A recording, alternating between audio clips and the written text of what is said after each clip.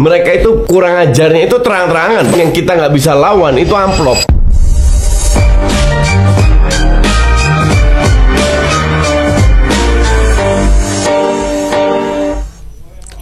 Vietnam dan Malaysia buka keran naturalisasi besar-besaran untuk memperkuat timnas sepak bola mereka. Bahkan mereka juga rela mengubah undang-undang untuk menarik pemain naturalisasi bergabung dengan negara mereka. Kira-kira apa ya persiapan dari Indonesia untuk hal ini? Apakah ini ancaman bagi Indonesia?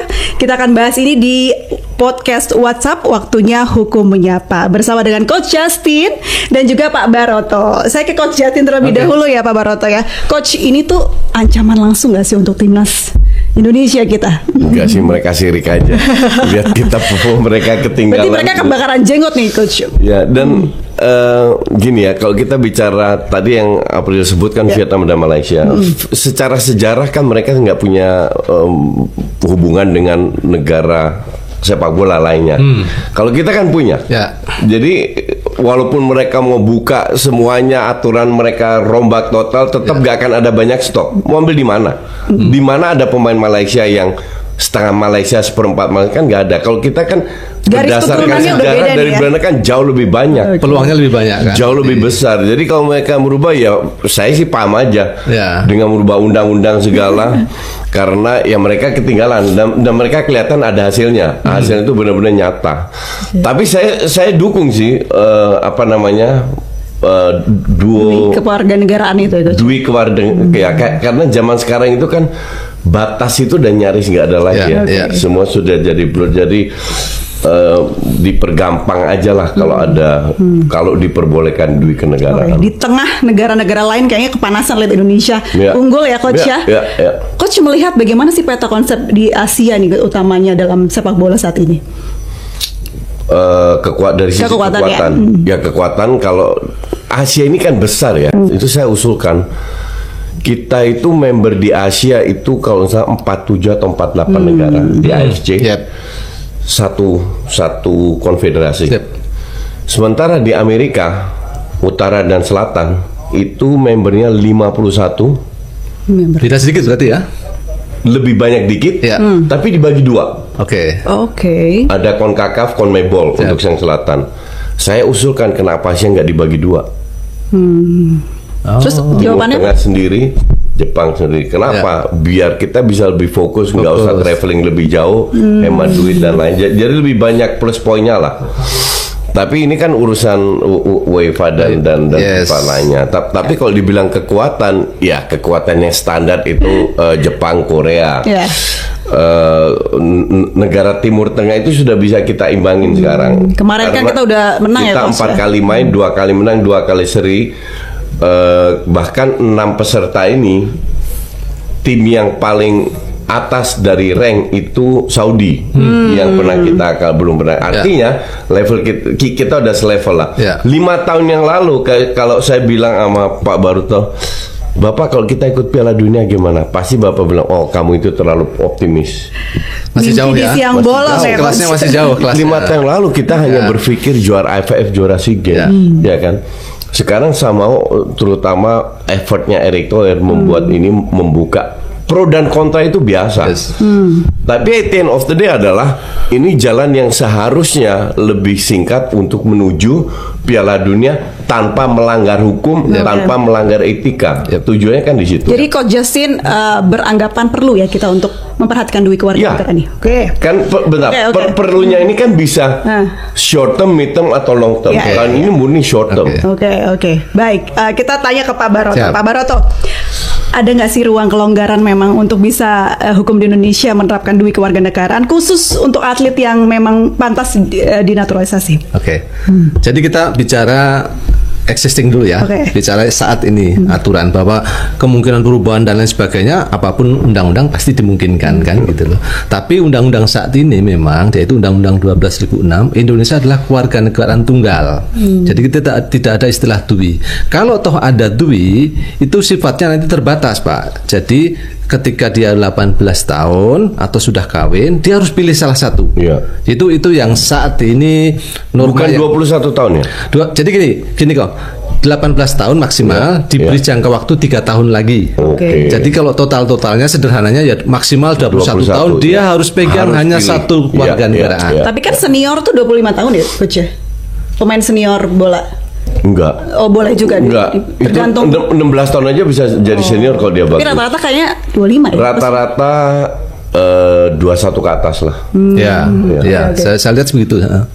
Jadi itu Mbak April. Jadi posisinya seperti itu bahwa undang-undang ini memang apalagi dulu kan tunggal sekali ya, memang nggak ada istilah dua. Kemudian di undang-undang terbaru di Undang-Undang 12.006 ini diberi kesempatan itu karena melihat tadi memang semakin kita tidak bisa menolak bahwa batas negara itu semakin tadi kau sampaikan ya, semakin tipis kita orang Indonesia tinggal di luar negeri sebaliknya juga, dan itu sudah kita harus siap dengan itu.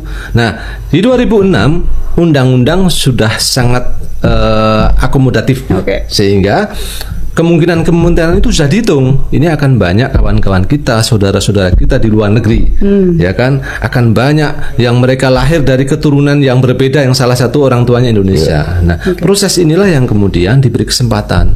Silahkan Anda punya 2 kewarganegaraan, tapi saat 18 tahun Anda harus pilih salah satu. Nah, karena memang kita saat ini tunggal. Kan gitu. Aturannya seperti itu ya di Indonesia. Baik, kalau seperti itu berarti apakah Vietnam ini terlalu ekstrim ya Coach ya? Perlu nggak sih kita rubah seperti Vietnam menurut Coach ya untuk kepentingan timnas Indonesia? Kita nanti akan lanjut tanya kepada Pak Baroto. Enggak, gini, kita nggak perlu rubah yang sudah ada, karena yang sudah ada memperbolehkan lah kasar, dan itu bisa-bisa aja. Nah Vietnam, Malaysia dan bukan Thailand, Filipina itu pada sirik semua kan, bahwa ternyata dengan panas, marah, emosional karena mereka nggak bisa ngimbangin. Panik. Ya, mereka masih fokus AFF, kita fokus ke Piala Dunia. Jadi mereka lihat ya caranya bagaimana. Karena salah satu cara kalau kita punya hubungan secara historis dengan Belanda, mereka itu mencoba untuk mengambil pemain luar yang bermain di liganya sendiri. Jadi ada pemain Brasil, let's say main di Selangor FC, dia udah berapa tahun, kita naturalisasi. Sebenarnya di kita ada juga kan, kasusnya Mark Klok lah, contoh, dia tinggal 5 tahun baru bisa. Nah hal ini bisa dilakukan. Tapi kalau mereka mendadak membuka untuk keturunan-keturunan yang ada, bisa itu ibarat dipercepat lah. Cuman saya rasa kita nggak perlu takut karena sekali lagi sejarahnya itu mereka nggak punya bahwa nanti akan ada 1, 2, 3 pemain pasti ada, tapi jumlahnya atau kolamnya nggak sebanyak kita. Asetnya banyak kita. Kita jauh lebih banyak. Kita. Tapi saya melihat celah di sini Coach dan juga Pak Baroto. Kalau memang aturannya tadi 18 plus 3 ya Pak, 3 tahun. Berarti kita harus cepat-cepat nih mencari ya Coach ya, pemain yang usia sekitar 18 sampai lebih dari 3 tahun itu untuk bergabung bersama kita dan dibina supaya nasionalismenya dapat dan pilihnya Indonesia. Gini. Bisa kayak gitu Kak Coach? Saya flashback dikit. Saya ditelepon sama bapaknya Claudia Schoenemann. Claudia Schoenemann itu pemain timnas putri ya. Dia jelaskan, Coach, coba kamu bicara sama Pak Erik. Kenapa, Ralph? Dia bilang, kalau kita ambil pemain-pemain keturunan Indonesia dan itu banyak di Eropa dan Amerika, mereka nggak perlu naturalisasi karena mereka butuh boleh 2 kewarganegaraan. Karena waktu itu masih U17 atau U19 seperti itu. Oh ya benar juga ya. Nah dan akhirnya ini kan baru kemarin saya baru baca berita ada 4 pemain baru yang akan dinaturalisasi, di mana 3 cewek dan 1 si Salsra kan memperkuat timnas utama. Artinya hal-hal kayak gini ada celahnya untuk umur berapa. Tapi yang penduduk kita itu harus paham bahwa yang kita kelola ini bukan klub. Kalau klub kita bisa beli. Kalau timnas ini kan pilihan. Mau kita duit seberapa banyak pun, mau Pak ET duitnya segambreng pun nggak bisa dibeli juga. Betul. Iya kan? Jadi harus lebih jeli lah. Dan memang squadnya, dan yang jadi masalah adalah negara asal mereka, which is Belanda. Timnasnya jauh lebih bagus. Di mana contoh paling bagus itu Reinders. Tiani Reinders sudah diminati sama timnas Indonesia udah lama. Dia pilih timnas Belanda. Dan menjadi pemain penting di timnas Belanda. Realistis aja ya Coach? Realistis saja. Sementara adiknya Eliano Reinders nggak masuk timnas Belanda, dia pilih ke Indonesia. Nah, Sandy Walsh sama Tom Haye itu dulu main di Jong Oranje, di youth-nya timnas Belanda.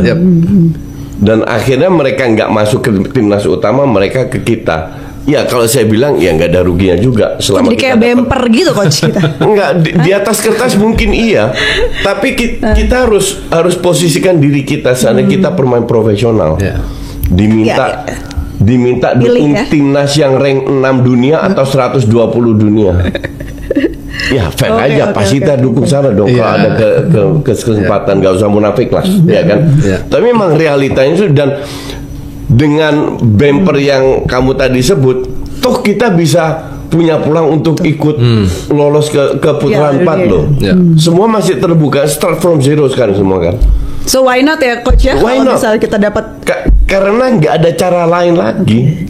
Sorry, saya boleh nanya ya?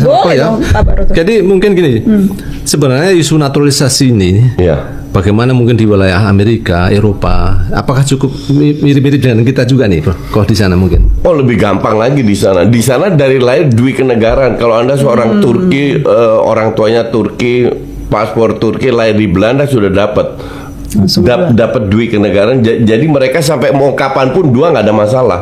Nggak dibatasi. Kita kan dibatasi sama 18, ya kan? Bahkan saya kenal berapa orang yang orang Indonesia, paspor Indonesia, lahir di Amerika, otomatis dapat paspor Amerika. Ya kalau sana memang TUI. Iya kan? Di sana bahkan di Amerika tuh multi. Di sana lebih gampang. Multi bahkan. Ya, bahkan kalau multi, bukan DUI aja tapi multi. Makanya saya harap di sini juga dilakukan.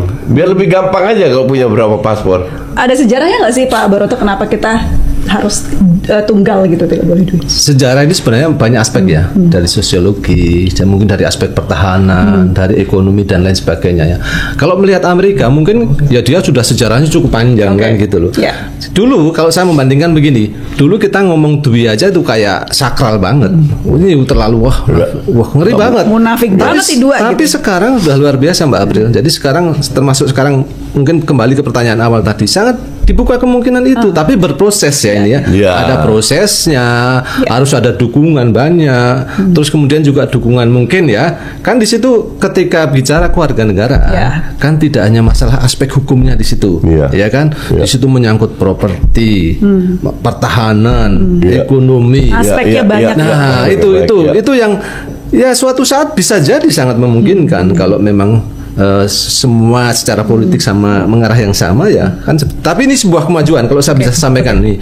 Di undang-undang di 2006 ini bahkan disebut undang-undang yang revolusioner kalau kita bilang, karena dulu itu sangat strict. Dulu banyak terjadi orang yang lahir di Amerika pisah dengan ibunya. Padahal ibu kandung sendiri, karena kalau Amerika kan yang lahir di sana langsung diberi kewarganegaraan Amerika. Nah, langsung. Oke, berarti memang terbuka, namun harus mengikuti regulasi yang ada ya Pak ya. Dan di Indonesia tidak bisa tuh satu hari aja langsung jadi, tapi memang harus berproses. Tapi kalau sudah mulai dari sekarang, kenapa enggak kita coba?